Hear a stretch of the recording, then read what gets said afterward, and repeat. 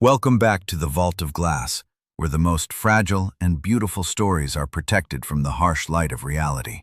We explore the delicate balance between strength and vulnerability through our unique visual lens. Click subscribe now and enter the Chamber of Secrets. Now I have the full transcript, writing the new story now. The first time I noticed something was wrong, I was pouring iced tea. It was a Sunday in late September, the kind that arrives in western Pennsylvania like an apology.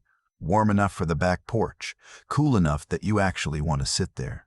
My son had been home for 3 days. He'd driven up from Charlotte with his girlfriend, and they'd taken the guest room that used to be his, and for most of the weekend, I'd been busy being genuinely happy about all of it. I hadn't seen him since Christmas. I am not a man who admits loneliness easily, but 9 months is a long time. His name is Kevin. He's 31. He teaches high school history in Charlotte, coaches the JV soccer team in the fall, and he has this way of walking into a room that makes it seem like he'd already been there. He got that from his mother. His mother got it from her own father, a retired pipe fitter from Altoona who could make a hospital waiting room feel like a kitchen table. The gene skipped me entirely. I tend to make rooms feel like conference calls. His girlfriend was named Priya. They'd been together 8 months. She was warm, quick-witted, asked good questions about my work the way people do when they're actually curious and not just being polite. I liked her.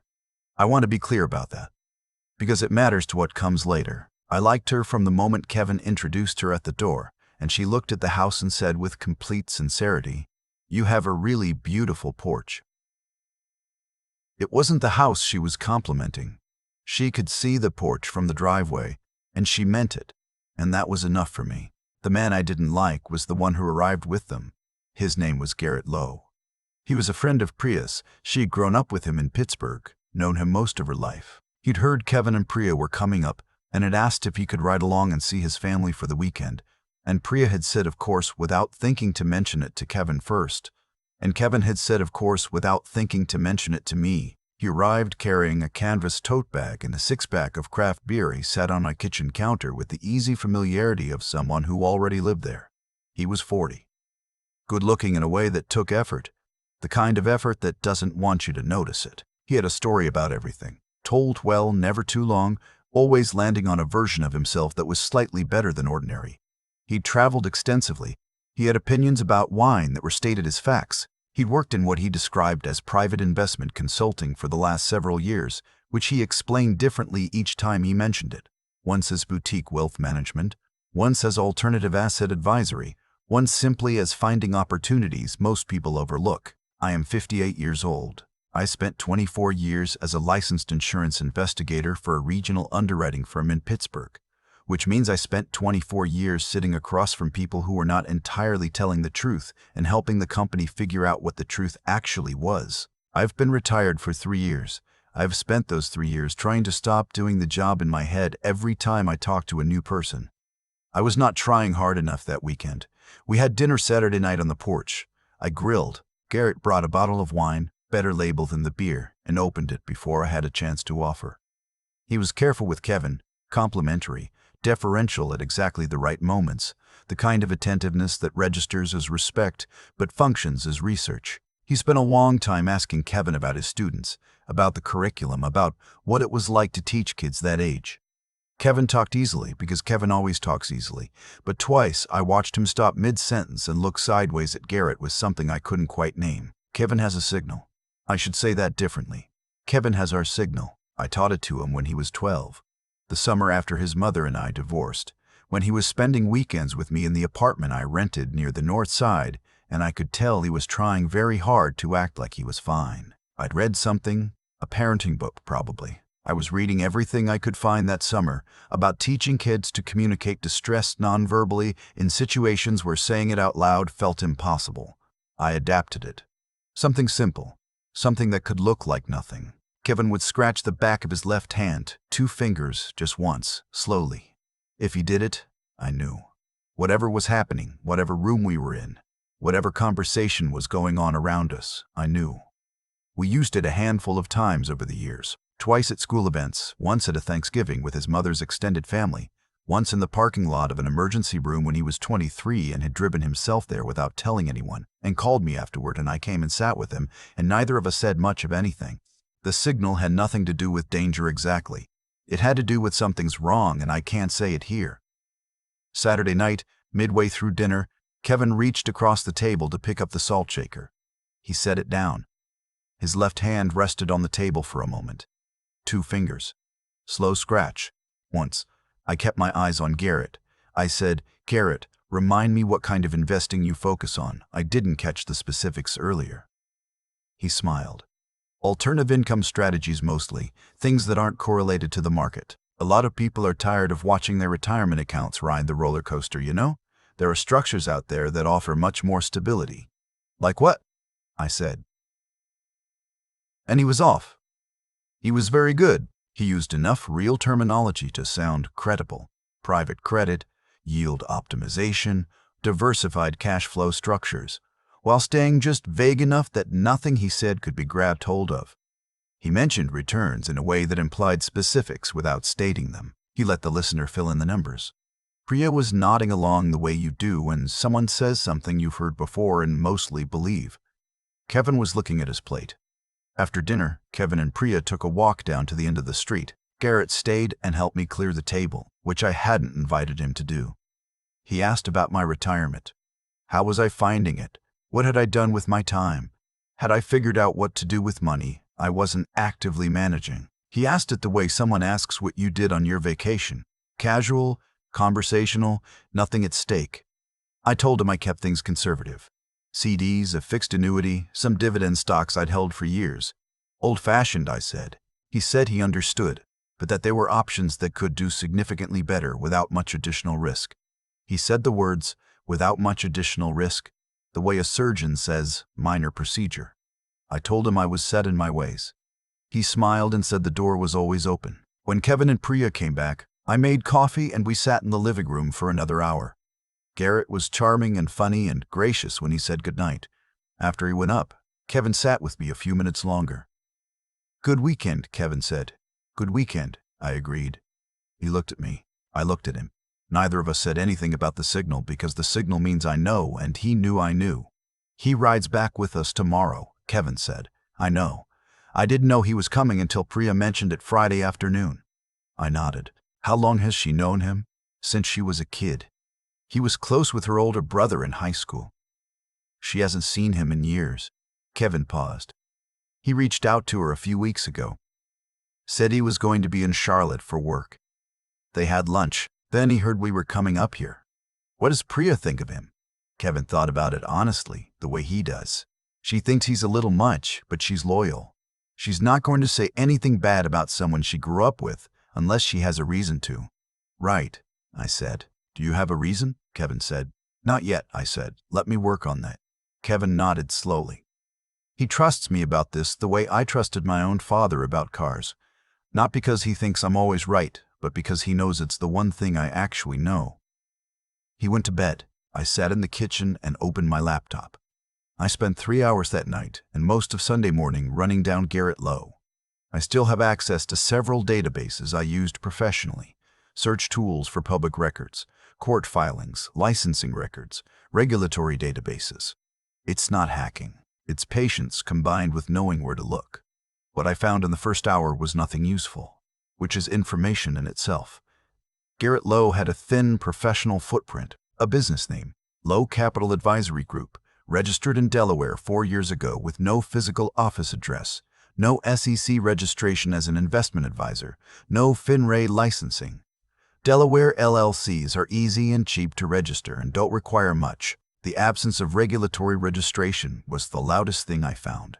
Any individual who charges for investment advice in the United States is required to be registered either with the SEC or with the state securities regulator. No registration means either he isn't charging fees, possible, or he's operating outside the law, also possible, or he's skirting the definition carefully, which is the move of someone who knows exactly what the rules are and how close to the edge he can stand. His name appeared in a LinkedIn profile with 3 connections and no activity since 2021.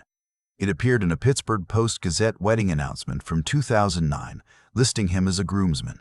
It appeared once in a local news story from 2017 about a community investment club in Fox Chapel that had dissolved after members reported losses. But Garrett wasn't named as a subject, only as someone quoted briefly saying the market conditions had been difficult for everyone. That last one sat with me. I searched his name alongside words like complaint, fraud, lawsuit, securities, settlement. I found one civil case filed in Allegheny County in 2019. A man named Howard Presser had sued Garrett Lowe and the LLC for breach of fiduciary duty and fraudulent inducement in connection with a real estate investment partnership. The case had been dismissed without prejudice in 2020. Dismissed without prejudice means it can be refiled. It also sometimes means the parties reached a private agreement. I found one more thing.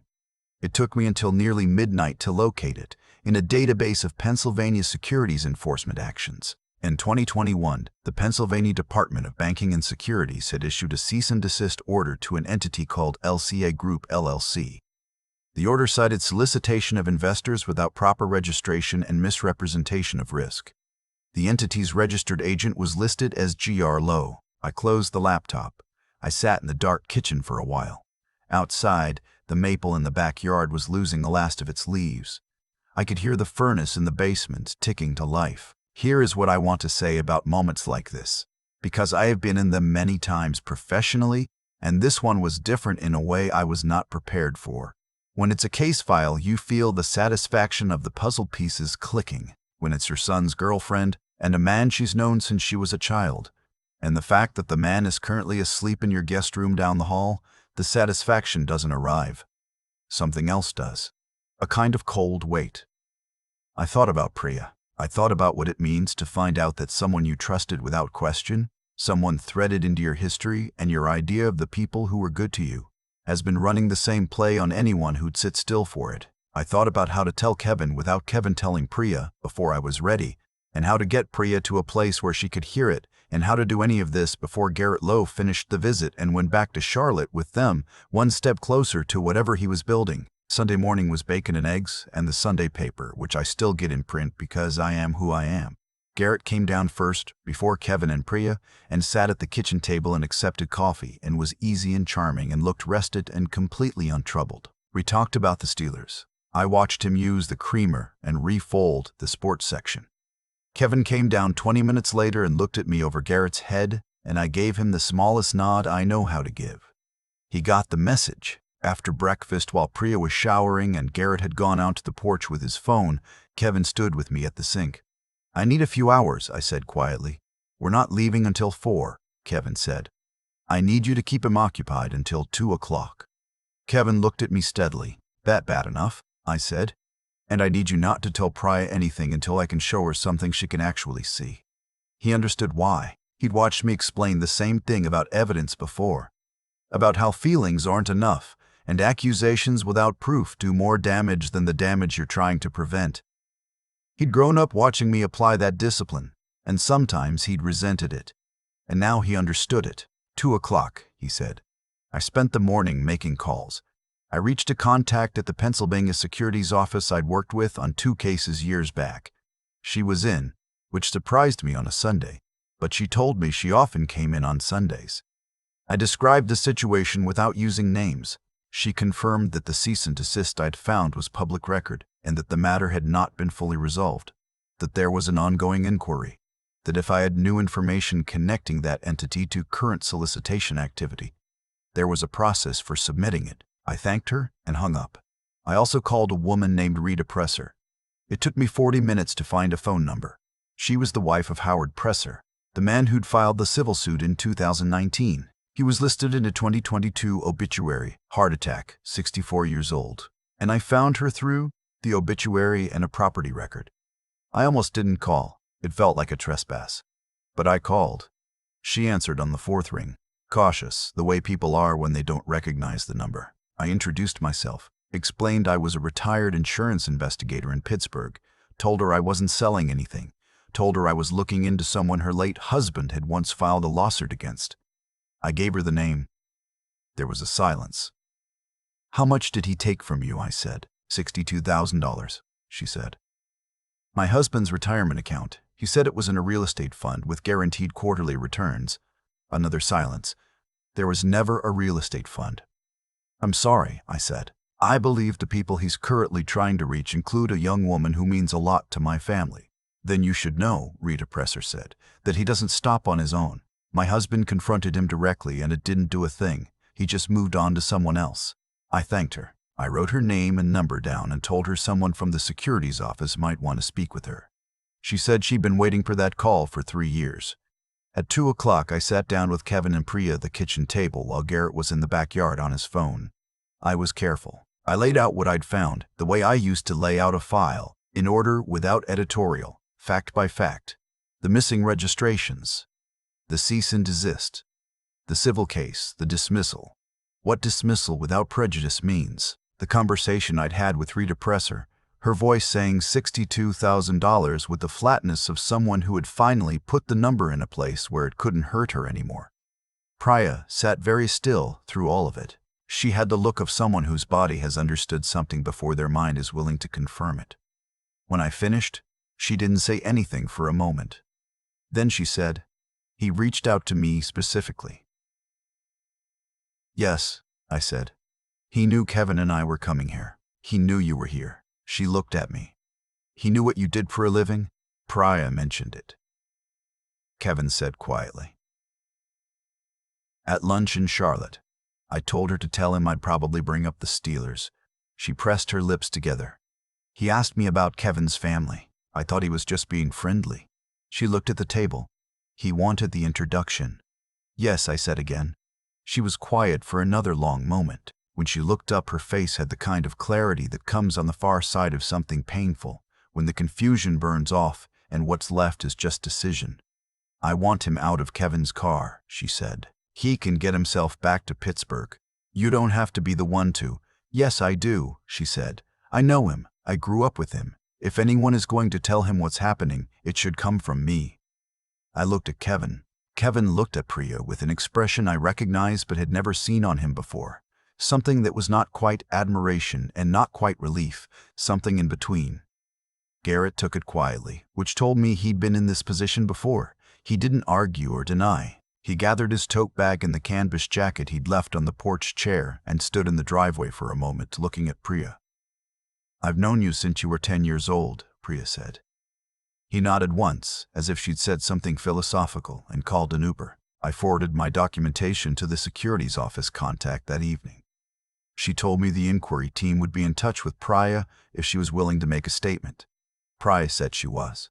Kevin and Priya left at 5. Kevin hugged me at the door for a long time, the way he does when he's not going to say whatever it is he's feeling, which is most of the time, which is also most of the time the right choice. Priya hugged me too. She said, "Thank you for not waiting." I wasn't sure exactly what she meant, but I understood it. I went inside and made dinner, just for me. Nothing elaborate. Scrambled eggs and toast because by 7 on a Sunday, that's what I have the energy for. And I sat at the kitchen table with the plate in front of me and thought about the signal. Kevin was 12 when I taught it to him. I was in the middle of a divorce, and I was living in a rental apartment I didn't like and making meals I didn't know how to cook. And I was trying very hard to give him something useful in the middle of all of it. Something that would last. The signal felt like a practical thing, something with edges you could hold on to. I didn't think about it as anything more than that. I don't know, sitting here now, whether I ever thought about how far it would carry. 3 weeks later, Kevin called on a Tuesday evening. He said the securities office had reached out to Priya and she'd given a detailed statement. He said Priya had also contacted Garrett's sister, who apparently had known something was wrong for years and had been carrying it alone, and who started crying on the phone when Priya told her what was happening. He said things were okay between him and Priya, more than okay. He said she wants to come back up at Christmas. "I'll get the good tablecloth out," I said. A pause. She also told me that when she was in the car with him, driving up here Friday, she had a feeling.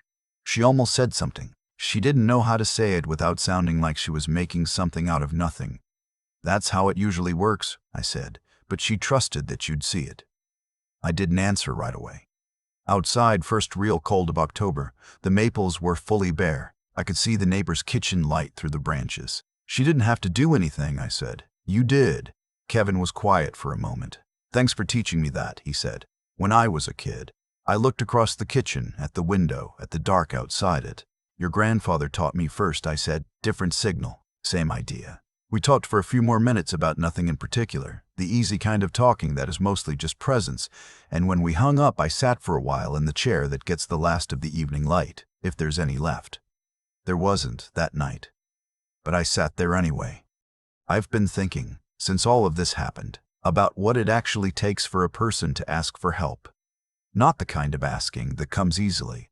Not calling someone when you're sure something is wrong. I mean the harder kind, the kind where you're not sure, where you've only got a feeling and no proof, and the person you're worried about is standing right there and saying something out loud would mean risking the relationship, risking looking foolish, risking being wrong. That kind of asking is almost impossibly hard for most people. They stay quiet. They second-guess themselves. They decide that what they felt probably wasn't real. Priya had that feeling in the car on the way up from Charlotte. She told Kevin later. She almost said something. She didn't, but she trusted that someone would see it anyway. I think about that a lot. About what it means when someone trusts you not with a question, but with a silence. When they carry something into a room and don't hand it to you directly, but set it down somewhere you can find it, if you're paying the right kind of attention. Garrett Lowe had been running the same play for years.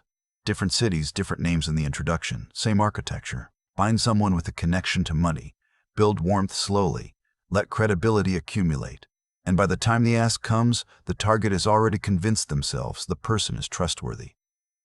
That's not a clever trick. That's just a patient one. And patience, I've learned, is what separates the people who get caught quickly from the people who don't get caught for a very long time. What stopped him here wasn't luck. It was a chain of things that had to be built over time. Kevin had to be taught to ask for help without feeling weak about it. Priya had to trust Kevin's family enough to let her instincts mean something.